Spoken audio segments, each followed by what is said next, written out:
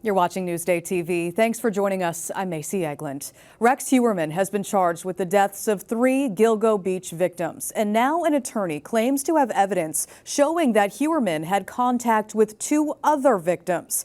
As Newsday TV's Sherry Einhorn reports, police are investigating these new claims. New witnesses have come forward, potentially linking Gilgo killings suspect Rex Heuermann to victims Shannon Gilbert, whose remains were discovered in December 2011, and Karen Vergata, who vanished on Valentine's Day 1996 and was just identified in August. We have the information, we're working it, and we'll see where it leads us down the road. Attorney John Ray, with Suffolk Police Commissioner Rodney Harrison by his side, detailed what he says 4 witnesses told him recently. The commissioner telling the media today he personally sat in on one interview and sent detectives to another one. Here's what's in the 2 signed statements. The first says she is a former swinger from New York City who said she and her police detective friend saw an ad posted at a club near Heuermann's office for, quote, swinger sex at a Massapequa Park home in 1996. She says they picked up another woman to bring along. They ended up going to Rex Heuermann's house. In the house was the wife of Rex Heuermann and Rex Heuermann and the other girl. The other girl who we believe to be Karen Vergata. She says that woman ran outside naked and afraid, but that she and her friend left without her. According to her statement, she saw a picture of Heuermann and Vergata on the news and decided to come forward. The second witness, a banker by day, taxi driver by night, claims in the fall of 2009 she was dispatched to the Sayville Motor Lodge to pick up a woman who had locked herself in a bathroom. She described seeing a, quote, very large man come out of the room first, blocking his face.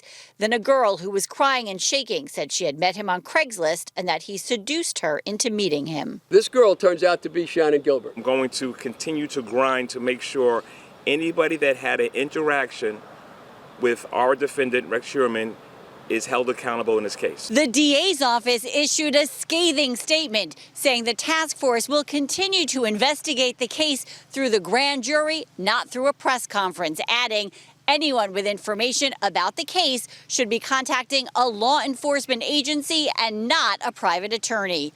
I'm Sherry Einhorn for Newsday TV. And you can see our complete coverage and the latest on the Gilgo killings investigation. Just click the Get More banner below the Newsday TV video box on our homepage.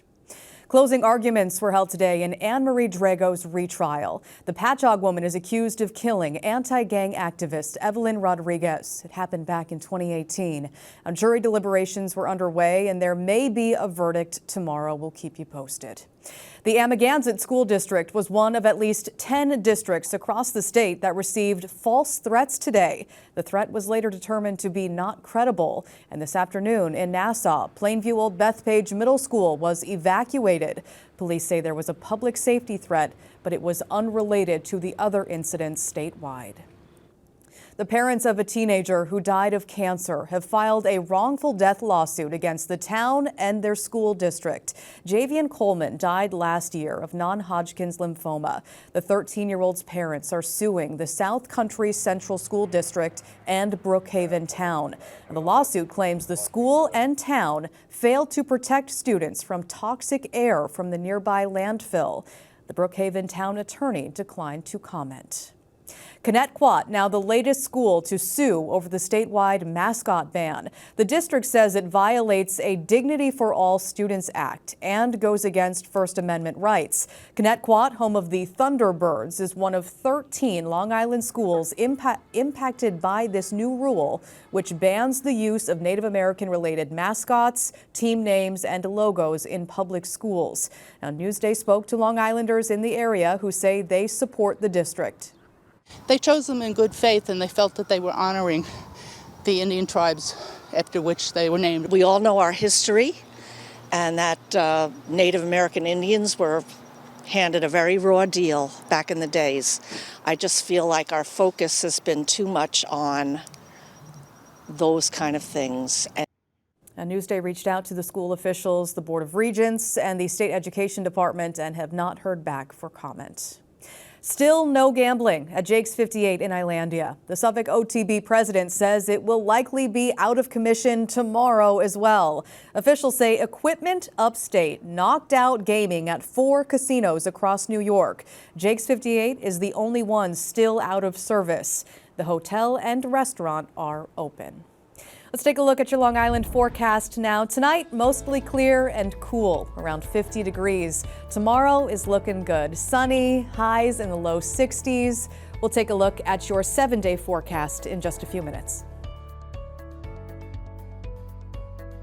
Long Island weather is brought to you by Home Tax Saver, PTRC Incorporated.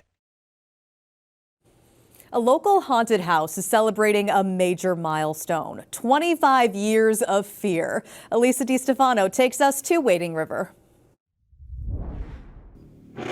25 years of scares.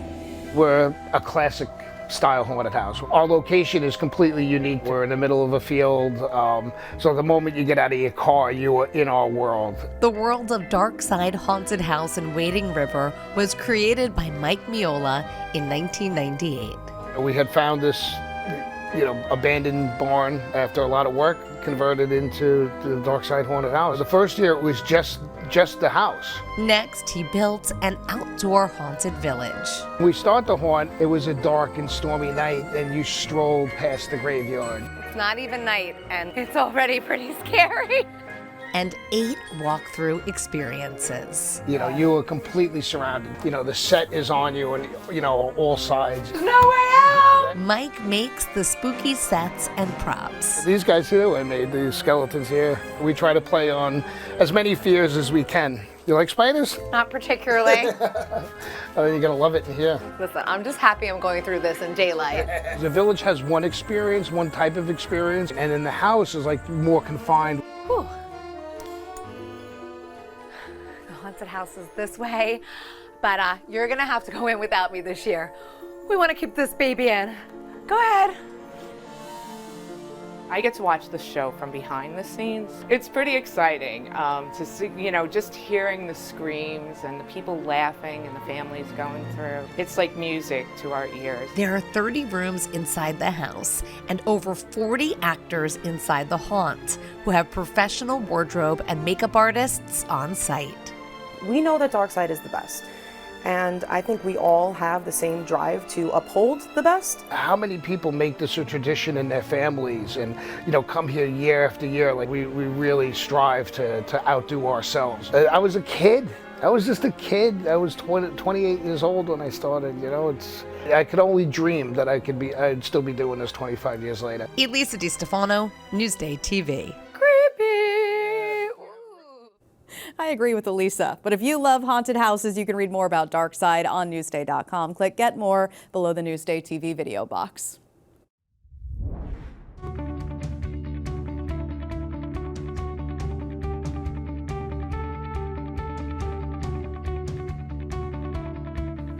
From hedgehogs to geckos, class pets have evolved on Long Island. Steve Langford has the story you'll see only in Newsday.